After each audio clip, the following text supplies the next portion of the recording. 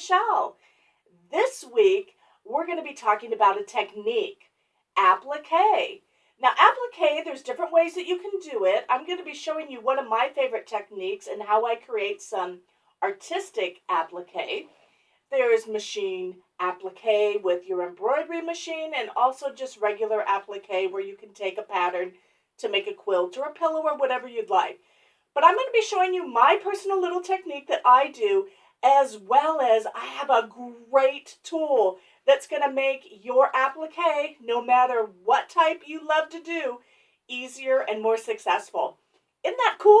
I can't wait to show you. So let's dive right in to Applique Week here with more Sewing with Michele. Okay, so let me first off give you the definition for applique. Applique is ornamental needlework in which pieces of fabric are sewn or stuck onto a larger piece of fabric to form a picture. So that's the definition of applique. Now, with that said, it's absolutely one of my favorite things to do, and especially with machine embroidery. I love to create landscapes or animals or just pictures. It could be pretty much so anything with fabric, but being that I love fabric, and obviously you do too, it's just a fun, relaxing technique to do with your fabrics. And, you know, I think at a very young age, I fell in love with Laura Ashley fabrics and seeing some quilts that were made in England using the fabrics, making scenery like an English garden, etc. Probably started my love affair with applique all those years ago. And in other crafting, I've done applique with paper and other things, but with fabric, it's just so much fun, and I totally enjoy doing it.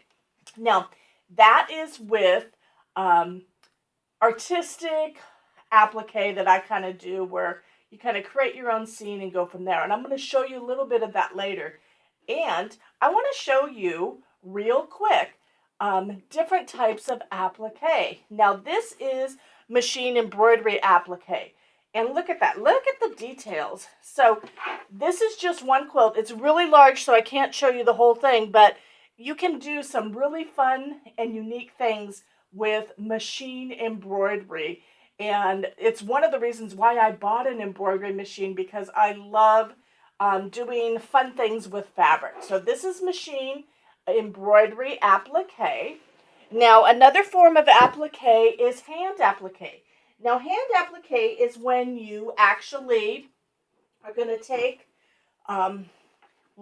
put this one up real quick, when you take fabrics and you cut them out and then you sew them by hand. Now, this one isn't sewn by hand, but that would be hand applique. There's also raw edge applique, and that's probably one of my favorite types of applique. And as you can see, I have that done here on the angel, and you can see the edges I've done just free motion around to secure everything, and then I let those edges fray. And it's one of those things that I love the look of the worn or textured feel to fabric. So I love raw edge applique. Let me show you another one. So this is with fused applique and raw edge, and I combine the both. This is a pattern, and you can see that the llama, she has very smooth edges and it's fused down, but these flowers here, definitely raw edge, and I deliberately wanted them long so that those fibers will start to fray as they've done here. So it's just a different look and feel to applique. But once again, this is a patterned, fused down fabrics. And then on this one here is raw edge. And then there's also needle turn applique, which is when you take your fabric and fold it under and then hand sew it, or you can actually machine sew that too. So that's another form. So we have machine applique, we have hand applique, raw edge applique, needle turned applique, fused applique, which is basically what this is. These are all a bunch of little pieces that I fused together to make that llama. So that's fused applique on that one. There's reverse applique. Now reverse applique is just the same, except instead of having the llama, all the different pieces, you're going to actually cut out the background fabric and have something show through on the bottom. It's actually pretty popular with Hawaiian type quilts, and I've done a few reverse applique. They're fun. They're a good switch. If you've done a lot of applique and you want to try something different, try reverse applique. Now the next one, artistic applique. Let me show you some stuff. I basically, let me get this in focus here, love doing this, where I take something and I hand draw a design or a pattern, and then on this one I just did scrappy fabrics in the background, and then I have it more like a silhouette. But then I just simply take that black fabric, fuse it down to my favorite double-sided adhesive, and then attach it and do some free motion around it. So you can get some pretty fun designs. This is a little hummingbird with some fuchsia flowers. So that is one of the things that I love to do. And let me show you basically how I get that done. Now on here you see all I've done is drawn this little fox here. And I just simply basic shapes, drew the fox, planned the colors that I was going to use, and then you're going to take and I'm going to show this a little bit later, the actual technique, but you don't have to have something that you draw. You can take anything that already has a picture. You can trace an actual picture of someone and get the pieces. You can trace it onto vellum and then transfer it as the same way as I did to your fabric. Another thing that you can do is take, a coloring book image and use that design. So it's not something that you necessarily have to be artistic. You can definitely take elements that you already have in your house and transfer those into applique too. So I had the basic design that I drew out, and then this is my little finished foxy there. So easy, fun, and it's just a really relaxing way to do a new type of technique with your sewing. So let me talk real quick about some of the things that are going to make applique go smoothly and work really fast for you.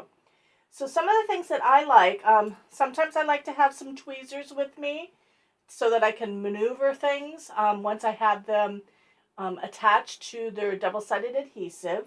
I also like having a short bladed scissors when I'm cutting around objects, and I'll show you a little demo on that later. And then for doing your tracing onto your double-sided adhesive, you can use a pencil, you can use a pen. My favorite thing to do is a Sharpie because I like the big bold lines.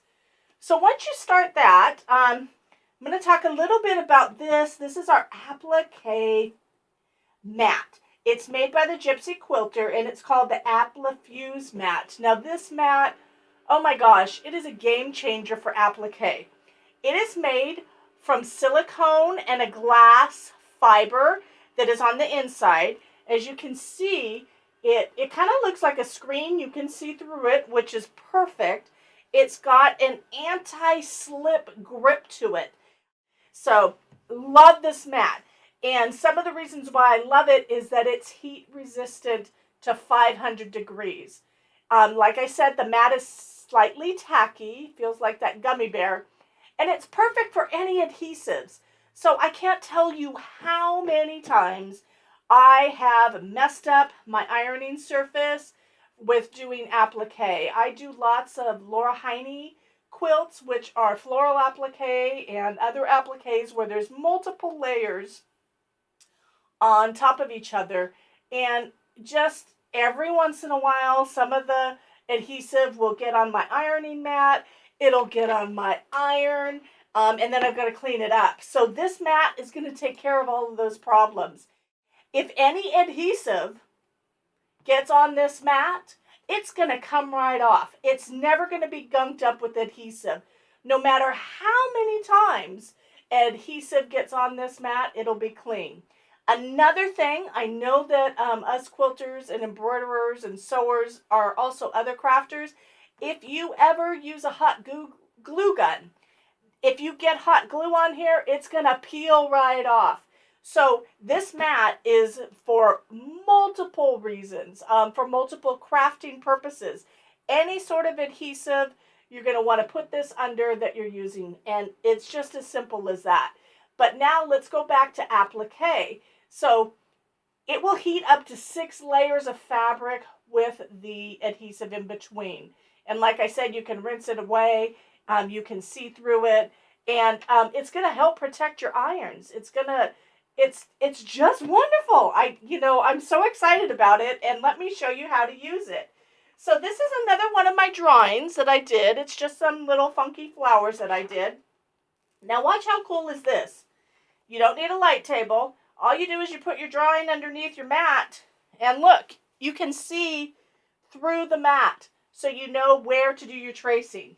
So I grabbed some double-sided adhesive, and I'm just going to trace real quick. We all know how to color within the lines and such and trace. But with that, I can go ahead and plan my pieces. And I like to sometimes put a little line, so I need to cut to there. I'm going to shift that, and then I'm going to do the other flower bit. And then one more time, I'm going to move it to get that flower center. And it's as simple as that. So now I've got this one flower, I've got the 3 pieces together. With that, you can then take and cut around. For this particular flower, I'm going to show you in a second. Now I went ahead just to save time, and I have some of the fabrics I've cut up around after I did the adhesive. Double-sided adhesive, whichever brand you like. There's a few brands out there. And what you're going to do is take your iron and you're going to simply go straight up and down. Now this mat is going to grip your iron kind of like it grips the fabric. So you're not going to be able to do your shimmying back and forth unless you have fabric all the way around. So just straight up and down.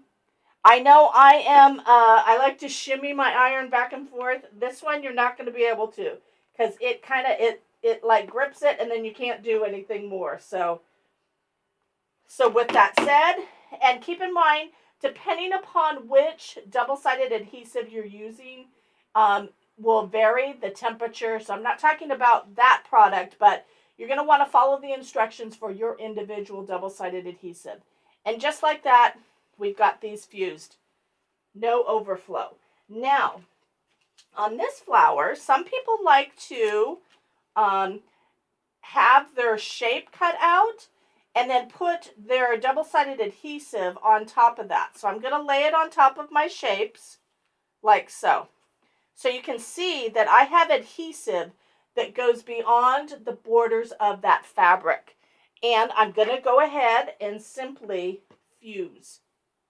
Now this is where the beauty of these mats come. It doesn't matter what way you fuse, it is going to make sure that it doesn't stick. So I had a little bit of extra all the way around and it just popped right up. It's not a problem at all. Now this one is a little stuck because some of the adhesive is on the mat, but you see it just came straight up, and then you can go ahead and trim away that extra adhesive. So it doesn't matter which way you're going to get your adhesive onto your fabric. Either way, you're protected with these mats. And with that said, all you have to do then is cut out your shape. This one needs a little bit of trimming too. And you're good to go. How easy and cool is that? And like I said, if any adhesive gets on there, all you have to do is wipe it off. It's super, super easy. Now, let me show you a trick. For all of these shapes, you're going to have to cut around to get to the flower shape that's been traced. Now, I want to show you just a little tip that I've been doing for years, and it makes it easier to cut around curves. Now, most people will take their scissors and try to cinch around the shape that you're getting in. And with curves and rounds, that's when you sometimes get like jaggy edges or flat edges. So let me give you a little tip on how to get perfectly round cuts. So I am going to start cutting with my scissors, but notice with my other hand, I am pivoting the fabric.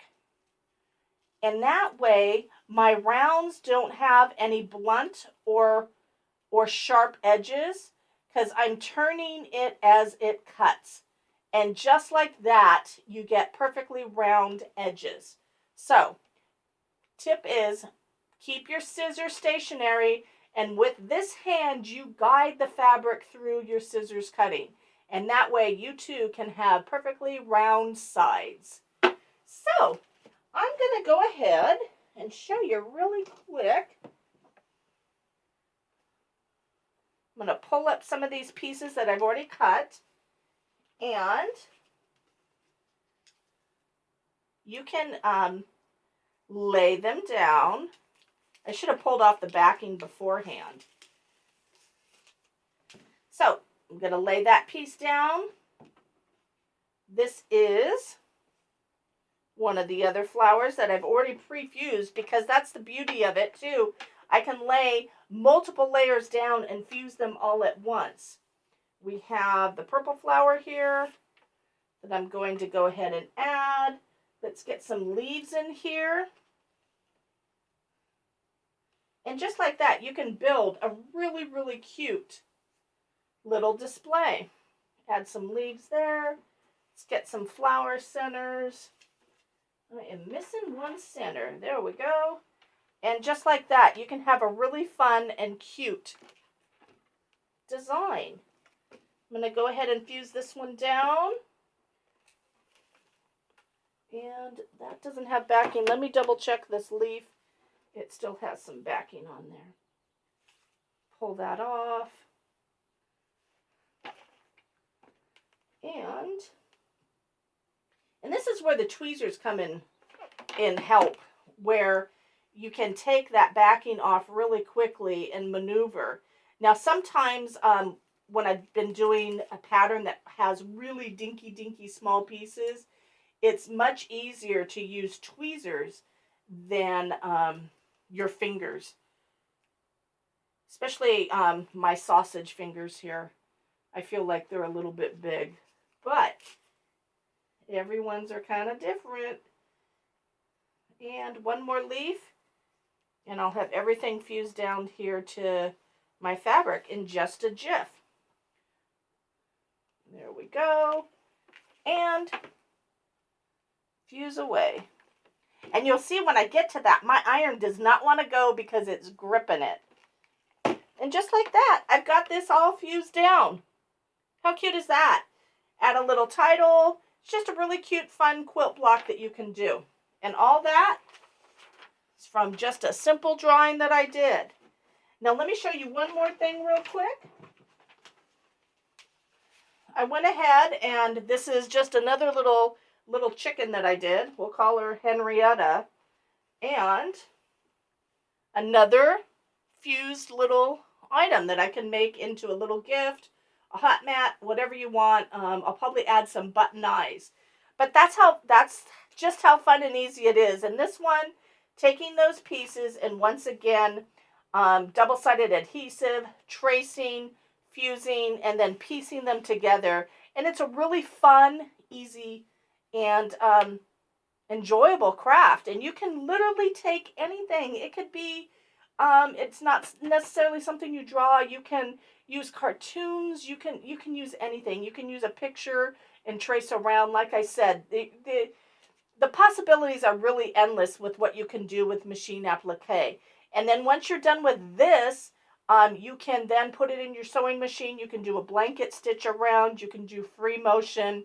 Lots of ways to finish it too. Just as many ways to do applique, there's that many ways to finish it up. So applique, I hope you enjoyed this episode of More Sewing with Michele featuring applique. Now the quilt in back of me, you'll notice that is also one of my appliques, where I've taken simple animal designs and created a quilt. It's so much fun to do, and I hope you got inspired by this week. Keep in mind, the gypsy quilters Applique mats are going to make your life with applique so much easier. And cleanup, oh my gosh, there's no cleanup because you're not going to have a mess. It's all going to be contained on this mat. They are awesome. We have 3 sizes, 12 by 12. This is the 12 by 18. And then get this. Check out this size.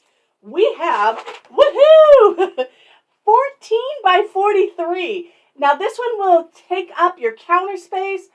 If you have kids that love to craft and you don't want glue all over, this is the mat for you. If you're a teacher, you can put this in your classroom, and that way you can have a nice safe area where no adhesive will get. It's an awesome size for your ironing board where you can do assembly line and fuse large pieces. So I love this size, 14 by 43. Thank you, the Gypsy Quilter, for giving us a large size for these mats so we don't have to lay one next to each other to get the size that we want. So, the Gypsy Quilter Applique mats, 3 sizes. Click on the link and you can go to our landing page where you can purchase any of the products today, as well as we have old episodes in the products there too, so you can pick those up. And as an added bonus from me to you, I'm including my little fox pattern so that you can make your own little fox little quilt to hang on your wall or to give as a gift. So once again, thank you for joining me for more Sewing with Michele. I look forward to seeing you next week. And until then, everyone be safe. Bye-bye.